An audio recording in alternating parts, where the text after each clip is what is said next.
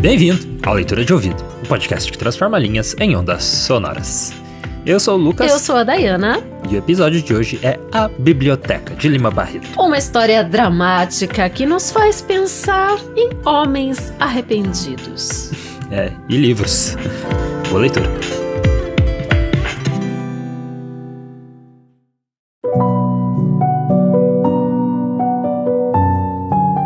A Biblioteca, de Lima Barreto. A Pereira da Silva. À proporção que avançava em anos, mais nítidas lhe vinham as reminiscências das coisas da casa paterna. Ficava ela lá pelas bandas da Rua do Conde, por onde passavam então as estrondosas e fagulhentas maxambombas da Tijuca. Era um casarão grande, de 2 andares, rés do chão, chácara cheia de fruteiras, rico de salas, quartos, alcovas, povoado de parentes, contraparentes, fâmulos, escravos.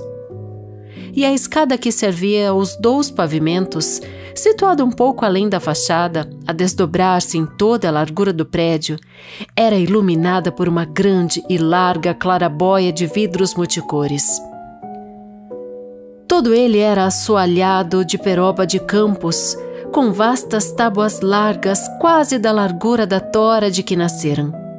E as esquadrias, portas, janelas eram de madeira de lei. Mesmo a cocheira e o albergue de sege eram de boa madeira, e tudo coberto de excelentes e pesadas telhas. Que coisas curiosas havia entre os seus móveis e alfaias! Aquela mobília de jacarandá cabiúna, com o seu vasto canapé de 3 espaldares, ovalados e vastos, que mais parecia uma cama que mesmo um móvel de sala. Aqueles imensos consolos pesados e ainda mais com aqueles enormes jarrões de porcelana da Índia que não vemos mais. Aqueles desmedidos retratos de seus antepassados a ocupar as paredes de alto a baixo. Onde andava tudo aquilo? Não sabia. Vendera ele aqueles objetos? Alguns. E dera muitos. Umas coisas, porém, ficaram com o irmão que morrera cônsul na Inglaterra e lá deixara a prole. Outras com a irmã que se casara para o Pará. Tudo, enfim, desaparecera. O que lhe estranhava ter desaparecido eram as alfaias de prata, as colheres, as facas, o coador de chá e o espivitador de velas. Como ele se lembrava desse utensílio obsoleto de prata! Era com ternura que se recordava dele, nas mãos de sua mãe, quando nos longos serões, na sala de jantar, à espera do chá. Que chá! Ele o via parar os morrões das velas do candelabro, enquanto ela, sua mãe, não interrompia a história do príncipe Tatu que estava contando. A tia Benedita, muito velha, ao lado, sentada na estreita cadeira de jacarandá, tendo o busto ereto encostado ao alto espaldar, ficava do lado, com os braços estendidos sobre os da cadeira, o tamborete aos pés, olhando atenta aquela sessão familiar. Com o seu agudo olhar de velha e a sua hierática pose de estátua tebana tumular. Eram os nhonhôs e nhanhãs nas cadeiras e as crias e molecotes acocorados no assoalho ao vir. Era menino. O aparelho de chá, o usual, o de todo dia, como era lindo! Feito de uma louça negra com ornatos em relevo e um discreto esmalte muito igual de brilho. De onde viera aquilo? Da China? Da Índia? E a gamela de bacurubu, em que a Inácia, sua ama, lhe dava banho. Onde estava? Ah, as mudanças! Antes nunca tivesse vendido a casa paterna.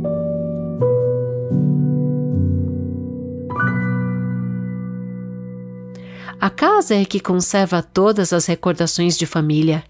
Perdida que seja, Como que ela se vinga fazendo dispersar as relíquias familiares que, de algum modo, conservavam a alma e a essência das pessoas queridas e mortas. Ele não podia, entretanto, manter o casarão. Foi o tempo, as leis, o progresso. Todos aqueles trastes, todos aqueles objetos, no seu tempo de menino, sem grande valia, hoje valeriam muito. Tinha ainda o bule do aparelho de chá, um escumador, um guerridon com um trabalho de embutido. Se ele tivesse, insistia, conservado a casa, tê-los ia todos hoje para poder rever o perfil aquilino, duro e severo do seu pai, tal qual estava ali, no retrato de Agostinho da Mota, professor de academia. E também a figurinha de Sèvres, que era sua mãe em moça, mas que os retratistas da terra nunca souberam pôr na tela. Mas não pôde conservar a casa. A constituição da família carioca foi insensivelmente se modificando e ela era grande demais para a sua. De resto, o inventário, as partilhas, a diminuição de rendas, tudo isso tirou-a dele. A culpa não era sua, dele, era da marcha da sociedade em que vivia. Essas recordações lhe vinham sempre e cada vez mais fortes desde os 45 anos. Estivesse triste ou alegre, elas lhe acudiam. Seu pai, o conselheiro Fernandes Carregal, tenente-coronel do Corpo de Engenheiros e lente da Escola Central, era filho do sargento-mor de engenharia e também lente da Academia Real Militar que o conde de Linhares, ministro de Dom João VI, fundou em 1810 no Rio de Janeiro, com o fim de se desenvolverem entre nós os estudos de ciências matemáticas, físicas e naturais, como lá diz o ato oficial que a instituiu. Desta academia todos sabem como vieram a surgir a atual Escola Politécnica e a extinta Escola Militar da Praia Vermelha. O filho de Carregal, porém, não passara por nenhuma delas e, apesar de farmacêutico, nunca se sentira atraído pela especialidade dos estudos do pai. Este dedicara-se a seu modo e ao nosso jeito à química. Tinha por ela uma grande mania bibliográfica. A sua biblioteca a esse respeito era completa e valiosa. Possuía verdadeiros incunábulos, se assim se pode dizer, da química moderna. No original ou em tradução, lá havia preciosidades.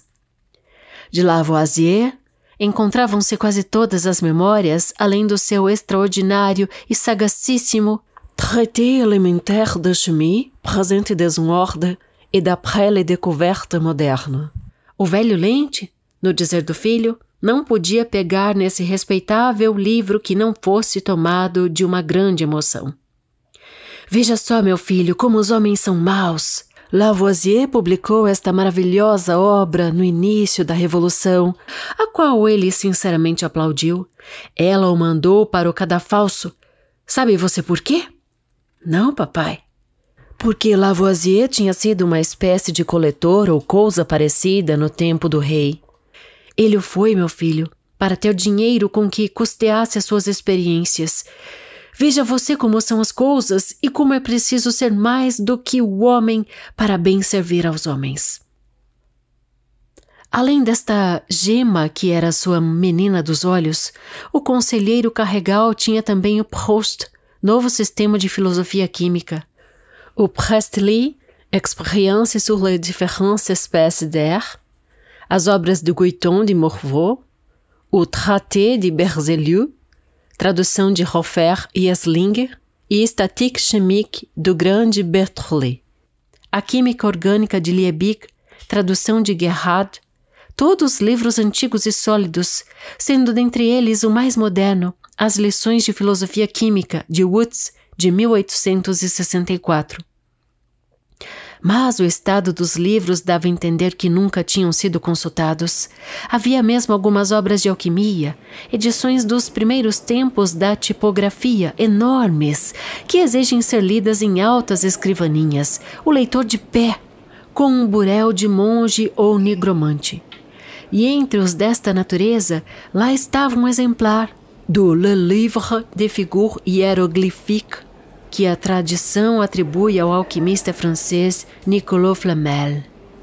Sobravam, porém, além destes, muitos outros livros de diferente natureza, mas também preciosos e estimáveis, um exemplar da Geometria de Euclides em latim impresso em Uppsala, na Suécia, nos fins do século XVI. Os Principia de Newton, não a primeira edição, mas uma de Cambridge, muito apreciada, e as edições Principe de Mécanique Analytique, de Lagrange, e da Géométrie Descriptive, de Monge. Era uma biblioteca rica assim de obras de ciências físicas e matemáticas que o filho do conselheiro Carregal, há 40 anos para 50, piedosamente carregava de casa em casa, aos azares das mudanças desde que perdera o pai e vendera o casarão em que ele quietamente tinha vivido durante dezenas de anos, a gosto e à vontade. Poderão supor que ela só tivesse obras dessa especialidade, mas tal não acontecia. Havia de outros feitios de espírito.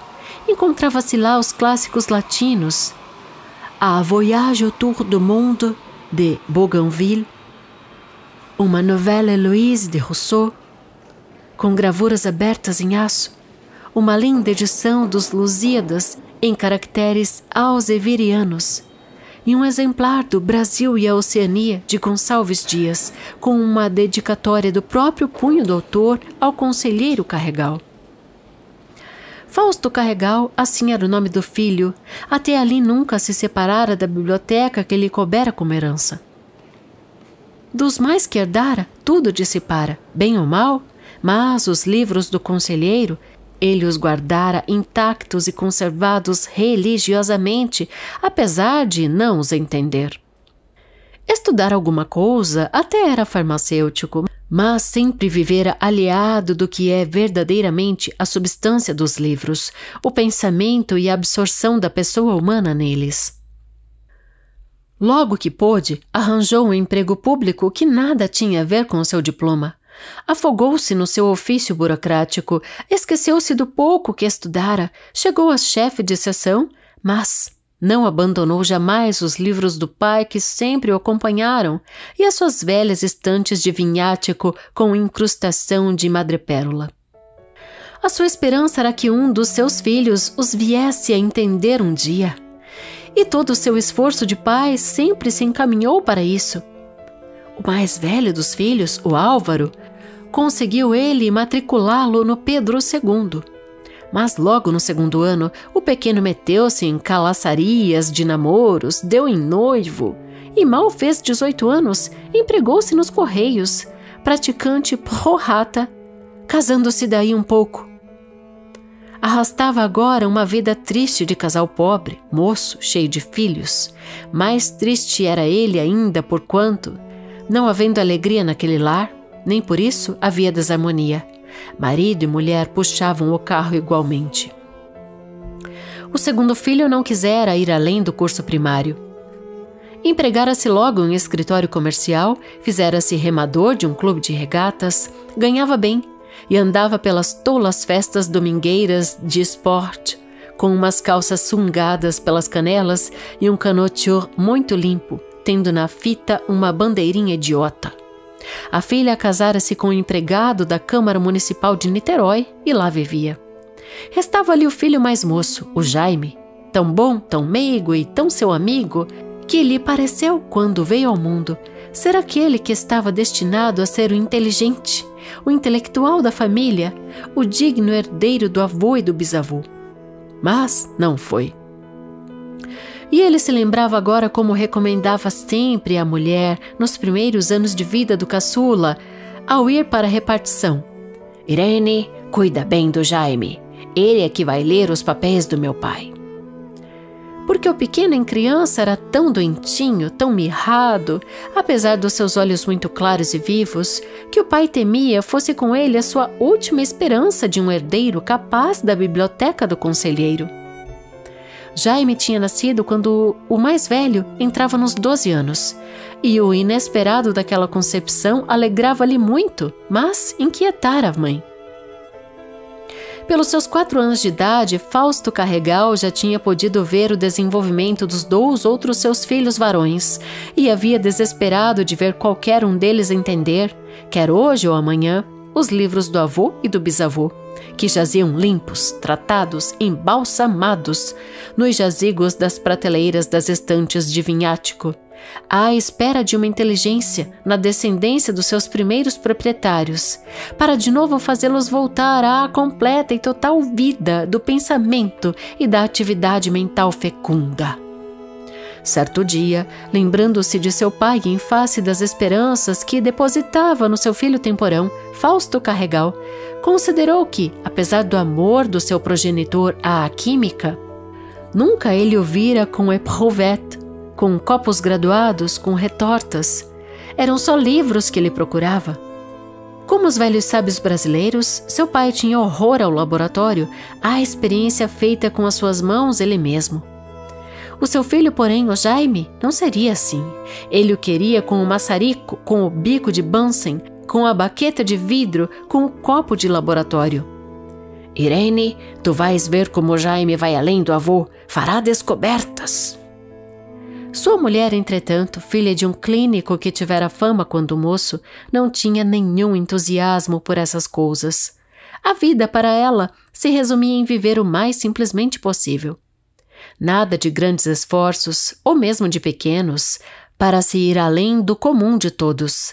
Nada de escaladas, de ascensões, tudo terra a terra, muito cá embaixo. Viver e só. Para que sabedorias? Para que nomeadas? Quase nunca davam dinheiro e quase sempre desgostos. Por isso, jamais se esforçou para que os seus filhos fossem além do ler, escrever e contar. E isso mesmo a fim de arranjarem um emprego que não fosse braçal, pesado ou servil. O Jaime cresceu sempre muito meigo, muito dócil, muito bom, mas com venetas estranhas. Implicava com uma vela acesa em cima de um móvel porque lhe pareciam os círios que vira em torno de um defunto na vizinhança. Quando trovejava, ficava um canto calado, temeroso. O relâmpago fazia-o estremecer de medo e logo após ria-se de um modo estranho. Não era contudo doente, com um crescimento até adquirira certa robustez. Havia noites, porém, em que tinha uma espécie de ataque, seguido de um choro convulso. Uma coisa inexplicável que passava e voltava sem causa, nem motivo. Quando chegou aos 7 anos, logo o pai quis pôr-lhe na mão a cartilha, porquanto vinha notando com singular satisfação a curiosidade do filho pelos livros, pelos desenhos e figuras que os jornais e revistas traziam. Ele os contemplava horas e horas, absorvido, fixando nas gravuras os seus olhos castanhos, bons, leais.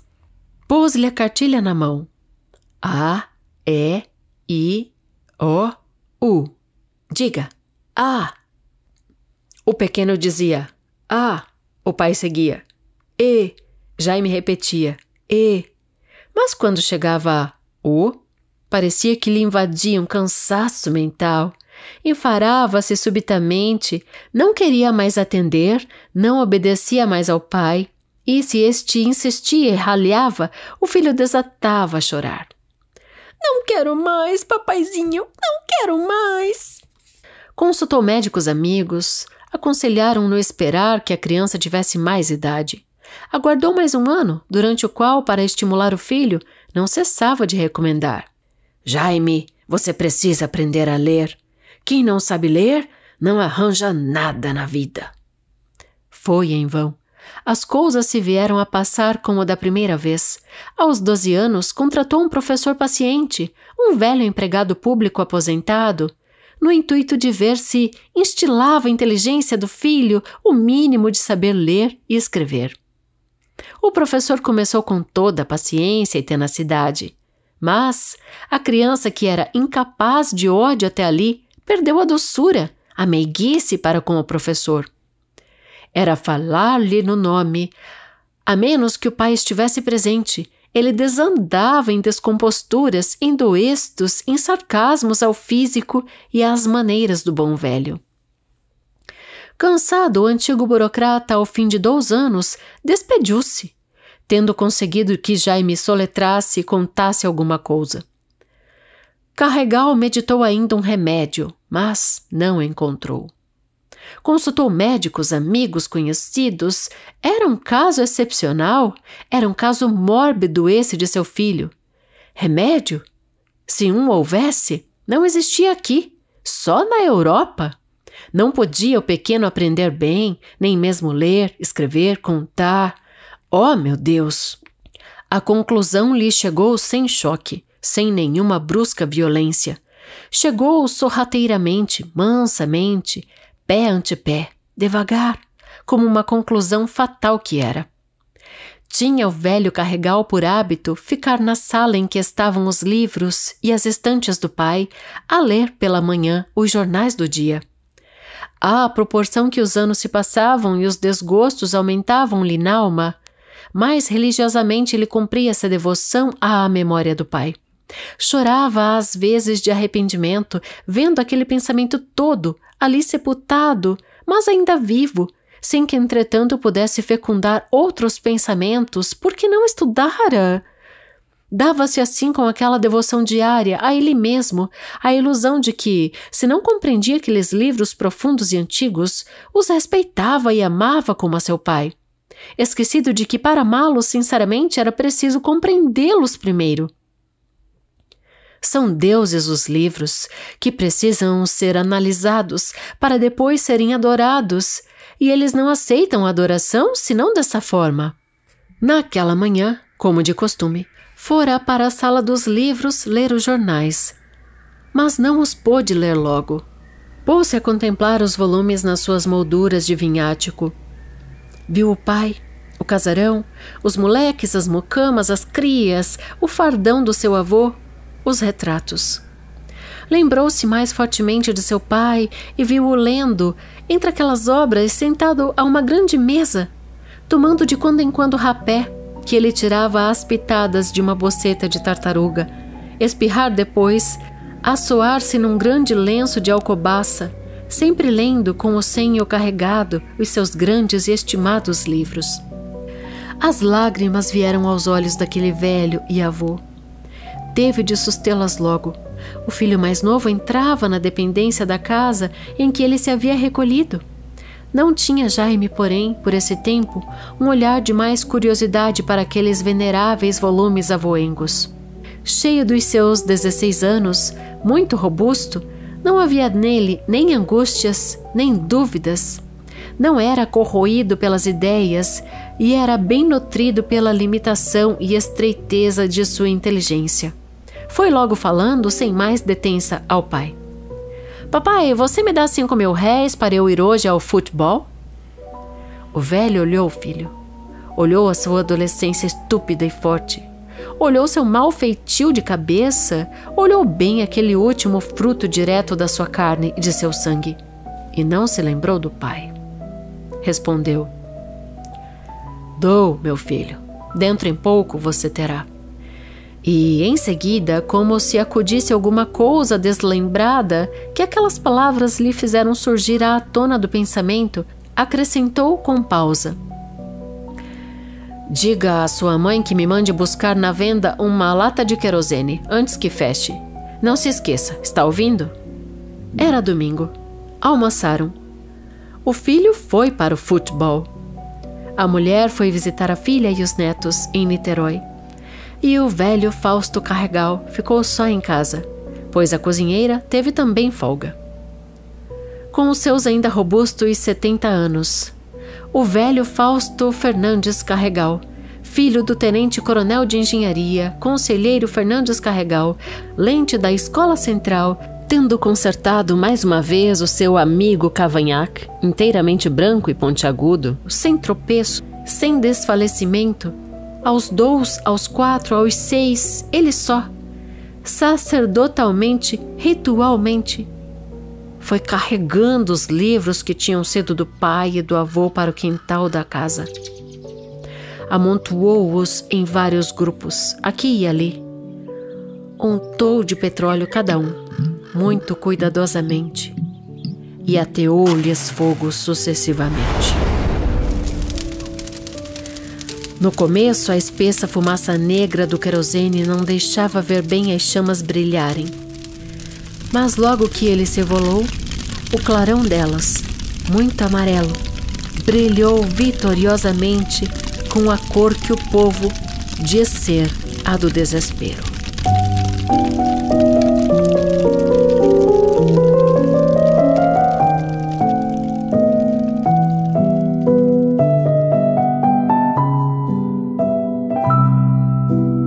E esse foi A Biblioteca, de Lima Barreto.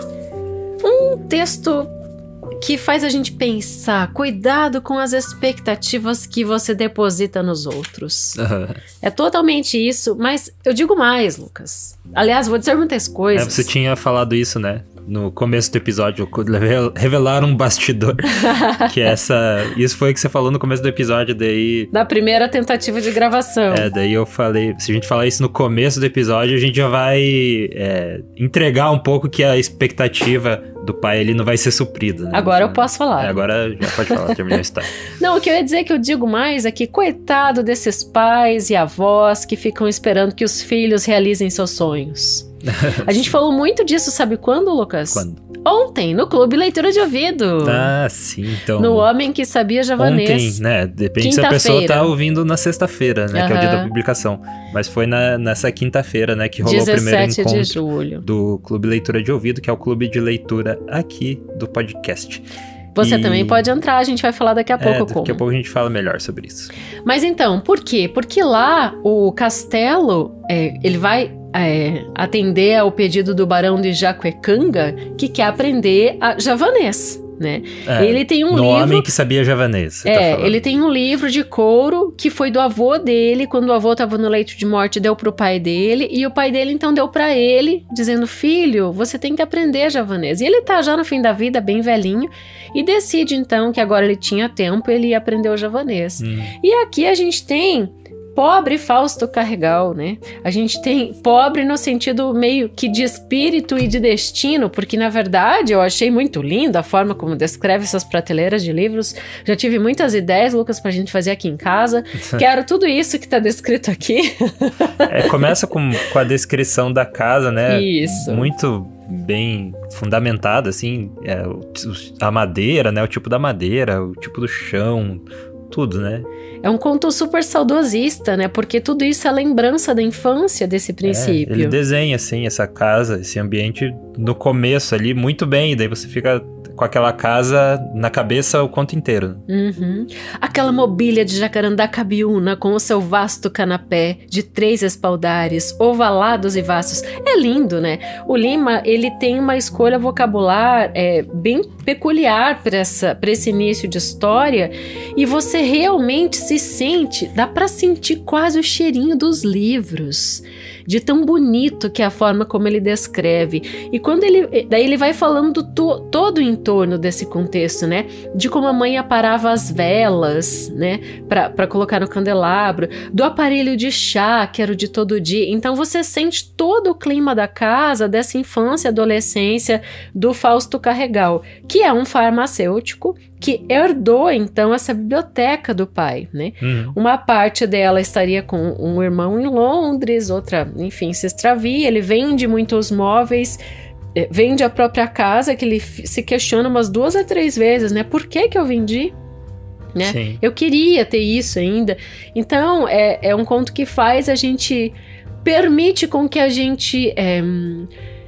confabule sobre esse tipo de situação de herança até, né? A gente tem na cabeça também esses objetos familiares do avô, né? A gente volta e meia fala aqui em casa sobre isso. E, nossa, como eu queria ter aquela tal coisa que eles tinham lá naquela época, aquela ferramenta que meu avô usava. Isso. Enfim, né? E as coisas vão se perdendo, né? Mas é interessante que o próprio Lima, no conto, dá a explicação de se perder, que é a constituição da família carioca que foi insensivelmente se modificando. E ela era grande demais para a sua, né? No caso, a casa do pai era grande demais para a família dele que ele tinha constituído, né? E realmente, no passado, a gente tinha esses casarões, estilo colonial, super imensos, né? Com muitas janelas e portas e quartos, né? E então é desse imóvel que ele se desfaz. Aí, quando ele apresenta, eu trago algumas curiosidades vocabulares desse texto, Lucas, que a gente não vê todo dia. Pensar que faz mais de um século, né? Que esse texto existe. Curiosidade é que ele foi publicado póstumo ao Lima, no mesmo ano da morte dele, 1922, mas ele já havia morrido quando sai esse conto publicado pela primeira vez, então ele não teve o gosto de ver a recepção do texto, né, por parte do leitor. Fico pensando. Mas ele sai então em 1922, depois ele começa a entrar em coletâneas. Aqui tá na minha coletânea Os Melhores Contos de Lima Barreto, né, é um livrinho que tem muitos contos dele. Mas você vai encontrar, jovem leitor, e leitor experiente também, a biblioteca também é um título de crônica do Lima Barreto que saiu em 1915. Bem interessante porque ele faz em primeira pessoa, porque é uma crônica, ele se coloca mais no texto, e ele fala que frequenta a Biblioteca Nacional, sobretudo depois que se mudou para a Avenida e ocupou um palácio americano. Ele vai contando sua experiência como leitor indo na Biblioteca Nacional. Então é uma crônica interessante também, e essa sim, sai no Correio da Noite em 1915. Então essa ele escrevia para jornais, né? A gente já falou disso na biografia dele algumas vezes. Mas curiosidades vocabulares, então, que eu falei que ia falar e até agora eu não falei nada. O primeiro é que quando ele apresenta o pai, né, o conselheiro Fernandes Carregal, que é tenente-coronel do Corpo de Engenheiros, ele fala que o professor é lente da Escola Central e era filho de um sargento-mor que também era lente da Academia Real Militar. Lente que é isso? É uma denominação antiga, uma antiga forma de chamar professor universitário. Então o pai dele era tenente-coronel do Corpo de Engenheiros e era professor universitário da Escola Central. E o avô dele já era professor universitário da Academia Real Militar. Então eram pessoas que portavam muitos livros mesmo. Professor tem muito livro, né? E precisa de todo esse de todo esse esquema tão bonito. Até tô procurando aqui a descrição das prateleiras, né, de vinhático e tal. E ele descreve também os livros muito bem, e até autores conhecidos, né? Cita ali até o Nicolai Flamel, aquele químico que conhecido por criar a Pedra Filosofal em Harry Potter. Que no Harry Potter também fazem a homenagem, né, com esse químico. Exatamente, Nicolai Flamel. Ele é bem famoso e também ele fez transformava ossos em ouro, né, entre outras coisas. Outra curiosidade vocabular é incunábulos. No contexto da frase. Possuía verdadeiros incunábulos, se assim se pode dizer, da química moderna. Incunábulos é um livro ou algum impresso que surge nos primórdios da imprensa. Então, ali em 1500 ou antes, né? Então, incunábulos quer dizer que é uma publicação muito antiga. É um impresso ali dos primórdios. Na pedra. Aquelas tipografias lado a lado, assim, sabe? Então, é legal esse termo vocabular que eu destaco aqui também. E como você comentou, né? O Lima, ele colocou vários autores e nomes de obras lado a lado, né? Sim. E não vou mentir, me deu um certo trabalho, né?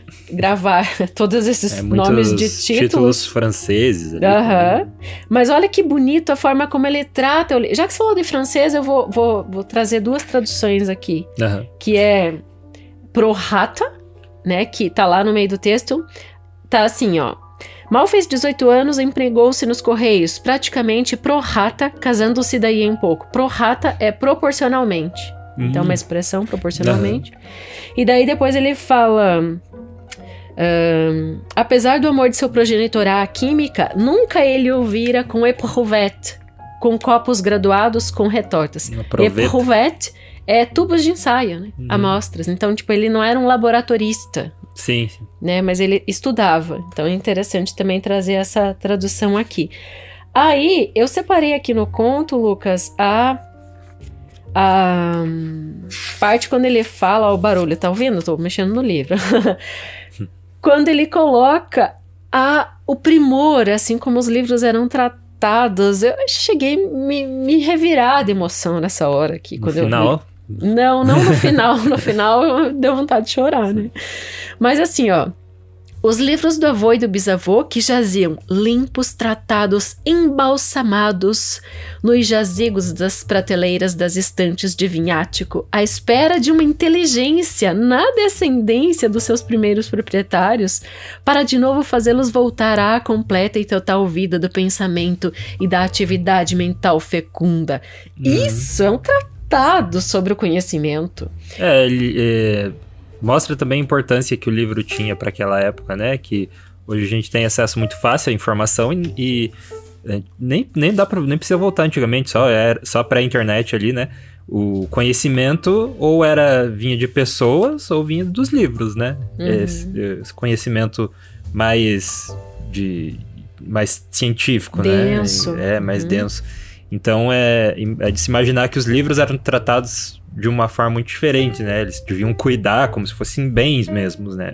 Assim como a gente cuida hoje de bens caros da casa e tal, eu imagino que os livros era assim, né? Hoje não pode derrubar o iPhone. Então, as pessoas como cuidam do celular hoje, alguns, né, cuidam, tem gente que não cuida.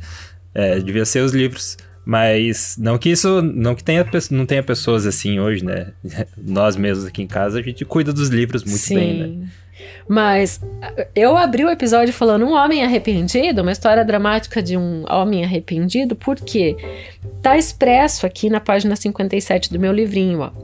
Primeiro, o arrependimento geracional, se a gente for pensar, ó. Chorava às vezes de arrependimento, vendo aquele pensamento todo ali sepultado, mas ainda vivo, sem que entretanto pudesse fecundar outros pensamentos. Por que não estudara? Então o primeiro arrependimento do Fausto Carregal é porque ele mesmo não estudou naqueles livros.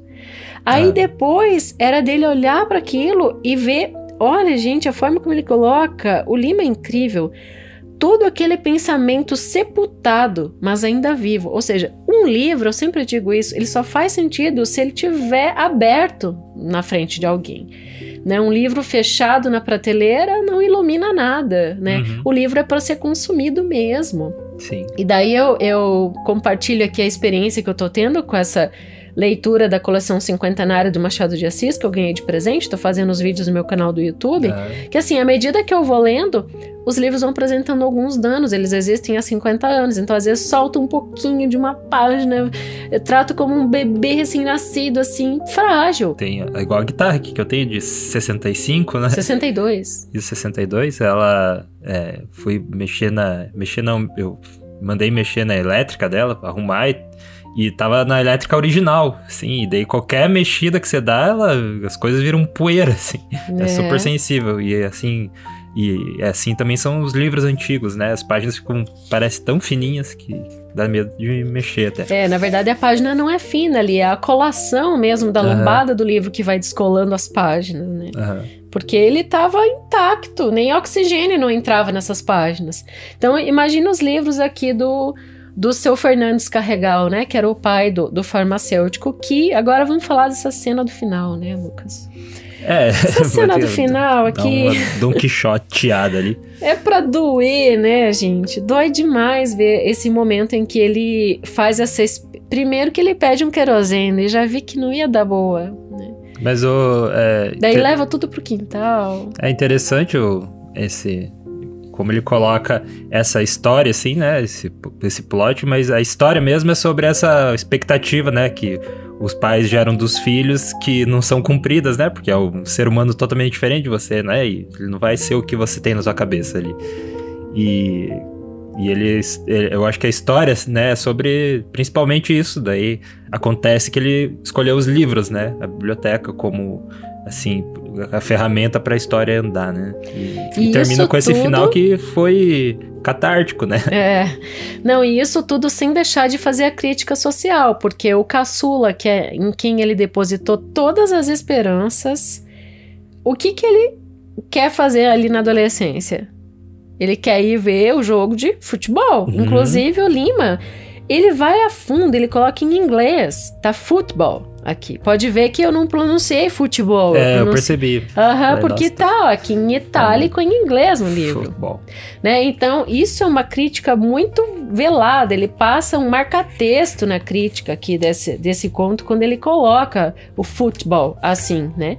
Que era o interesse do filho, enquanto ele tentava que o Jaime, né, que é o nome do menino, fosse o único capaz de ler os livros. E daí, quando ele vê que tá tudo por terra, ele realmente resolve jogar tudo na terra, jogar querosene em cima e faz essa labareda.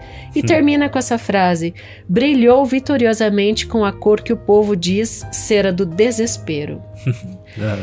Então, que fique como legado aí desse texto, né, esse cuidado, né, com os livros, esse amor. Eu sei que se você tá aí ouvindo leitura de ouvido, você é apaixonadíssimo por livros e por histórias.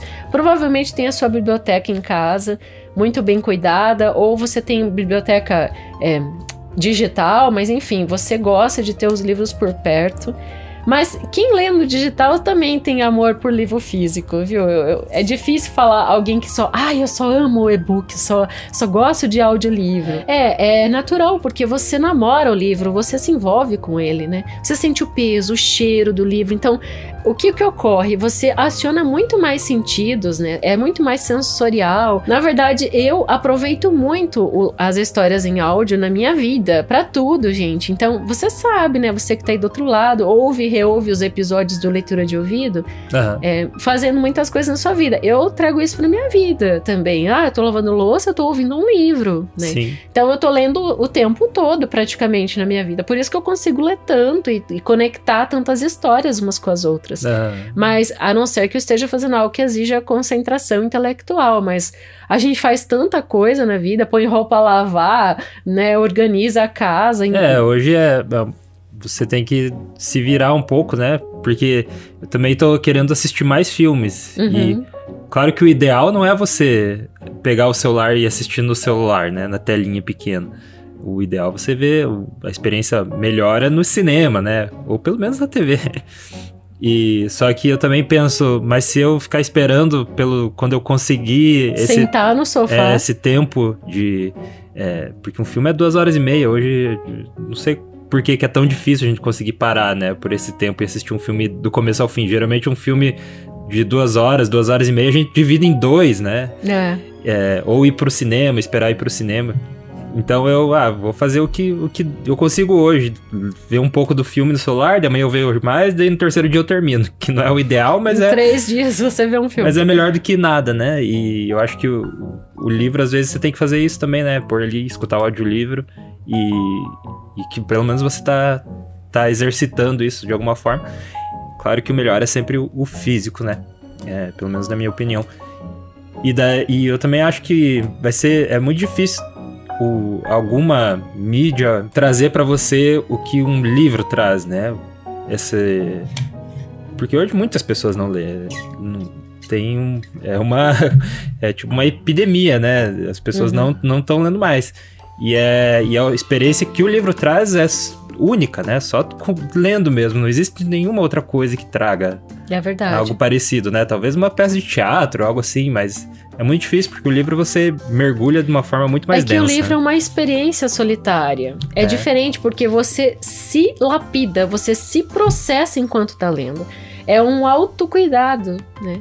Eu encaro dessa forma. Eu estou nutrindo a mim mesma enquanto eu estou lendo. É uma experiência solitária. A peça de teatro você compartilha. Apesar de você estar assistindo com seus próprios olhos, mas tem a pessoa do lado.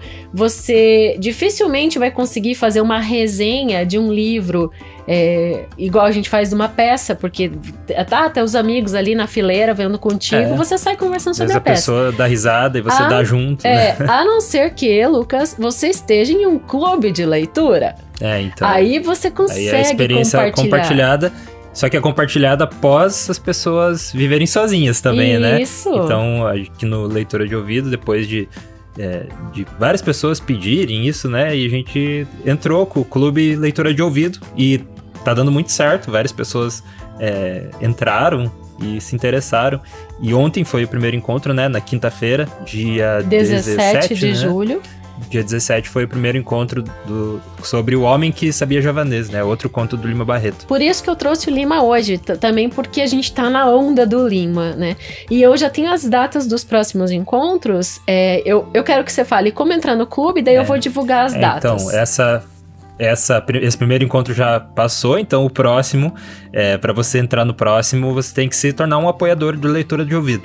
E a forma de você... lembrando que esse apoio, ele tem que ser pelo menos R$20 mensais, né?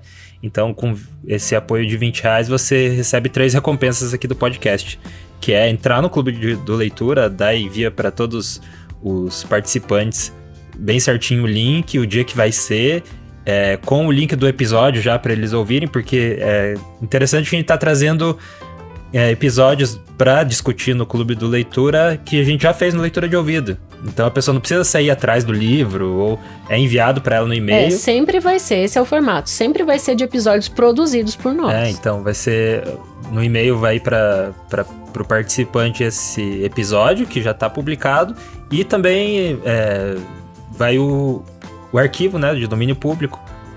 Em alguns casos, não sei se vai ser em todos, né? Mas também dá de enviar o arquivo, porque... Na verdade, eu coloco o link. Isso, o link pra pessoa baixar. Pra pessoa baixar o arquivo de domínio público. Daí ela chega no dia do encontro já estudada. já tendo todo esse material. E lá a Dai faz essa apresentação da obra, contando de bastidores do episódio, também um pouco dessas notas de rodapé que a gente faz aqui, só que é mais aprofundado ainda, é mais, digamos... secreto, assim. Você falou que tem que fazer o apoio, mas não falou aonde. Isso, então, para fazer o apoio e entrar no Clube de Leitura do Ouvido, entrar os nossos créditos finais do podcast e receber o estudo aprofundado de todas as obras semanalmente, 3 recompensas, é só você entrar em apoia.se/leitura de ouvido ou pela chave Pix, leituradeouvido@gmail.com. Lá no Apoia a gente já recebe o teu e-mail quando você faz o seu apoio, então a gente já te coloca na lista, mas se você fizer por Pix, coloca na descrição do Pix o seu e-mail, né? Pra gente ter aqui também. Ou logo em seguida que você faz o Pix, pode mandar um e-mail para leituradeouvido@gmail.com falando que você entrou como apoiador. Lembrando que para entrar no Clube do Leitura tem que ser o mínimo de R$20 mensais, então... Se você apoiar menos que isso, você vai receber as recompensas, 2 recompensas aqui, que é a entrada nos créditos finais e receber o estudo aprofundado toda sexta-feira. Mas se você apoiar R$20, você ganha os 3, né? E entra no Clube do Leitura, que foi muito legal, né? O encontro. Nossa, eu tenho vários depoimentos, eu tô empolgadíssima, porque eu vou editar o vídeo de ontem, né? Algumas partes dele. Vou publicar no canal do Leitura de Ouvido no YouTube, né, bem como aqui no Instagram, de repente dá pra colocar algumas partes. Quem sabe no Spotify, não sei. Como um MesaCast, vamos ver. Um episódio bônus. Mas vai ter um pouco do que rolou, assim. Um pouco do que rolou, e as datas dos próximos encontros já fica ligado. Eu já fiz um funil ontem com quem estava presente, foi aprovado o dia e o horário. Então, 14 de agosto, 18 de setembro, 16 de outubro, 20 de novembro, só essa data talvez eu mude, porque se tornou feriado essa data agora, que é o Dia da Consciência Negra, então talvez eu altere a data em novembro, mas tem tempo para avisar. 11 de dezembro, vamos puxar mais pro início do mês, em função das festas. E 22 de janeiro de 2026, a gente já tem 6 meses organizados aí de Clube Leitura de Ouvido. Os episódios temas ainda serão eleitos e aceita-se sugestões dos membros do clube.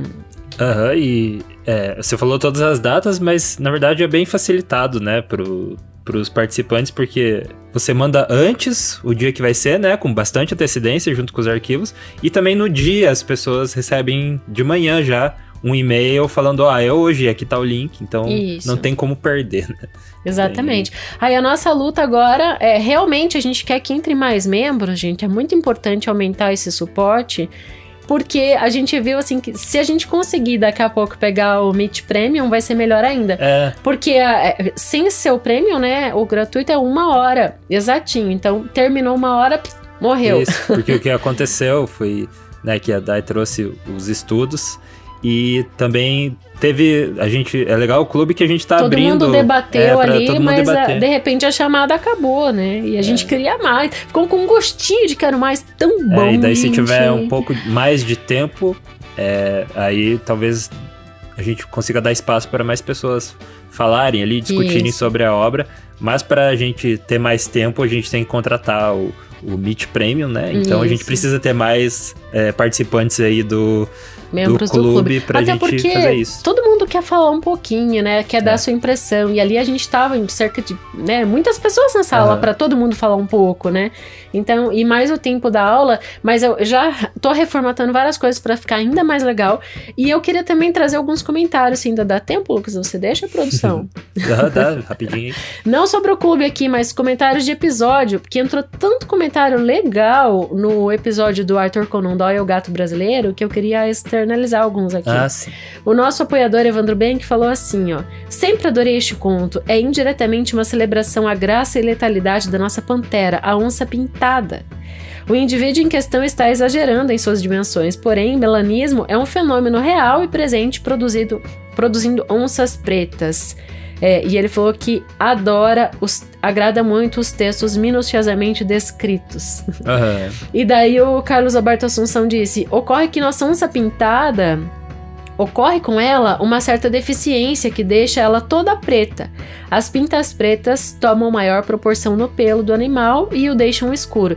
Então, aquilo que você estava falando, né, dessa alteração que forma o albino, que aqui no caso formaria o animal da cor preta, eles estão explicando aqui nos comentários. Então eu achei sensacional, porque a gente tem um wiki aqui acontecendo, né? No episódio, a gente não deixou isso em aberto, né? Como é que é essa...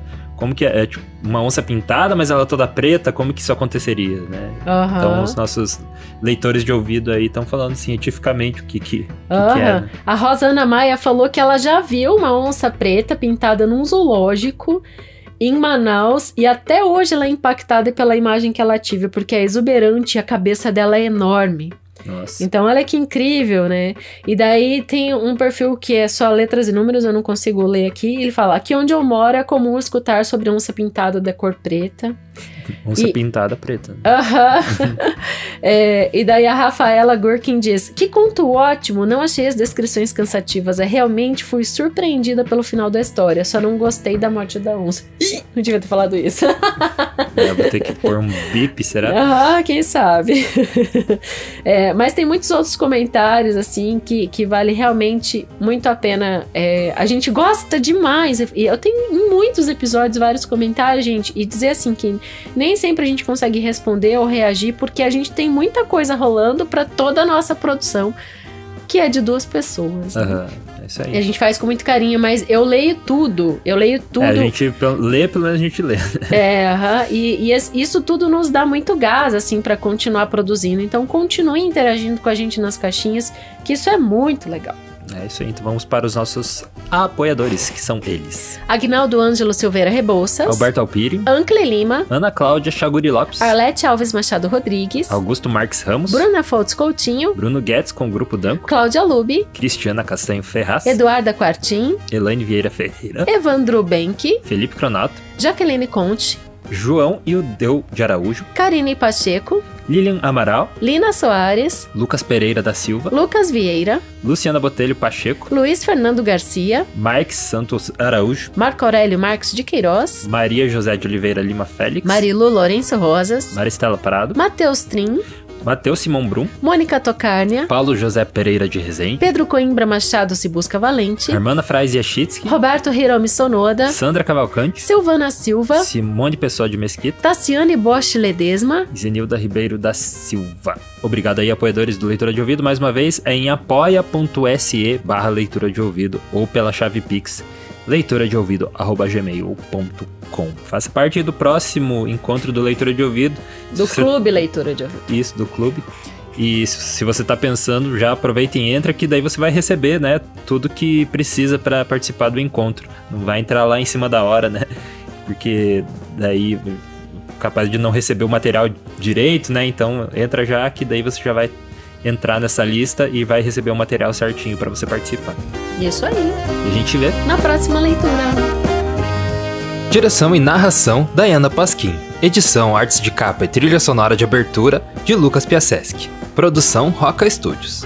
Avalie no Spotify e na Apple Podcasts. Siga para não perder os próximos episódios. Inscreva-se em youtube.com/leitura de ouvido. Siga no Instagram Leitura de Ouvido. Fale com a gente no leituradeouvido@gmail.com. E a gente te vê na próxima leitura.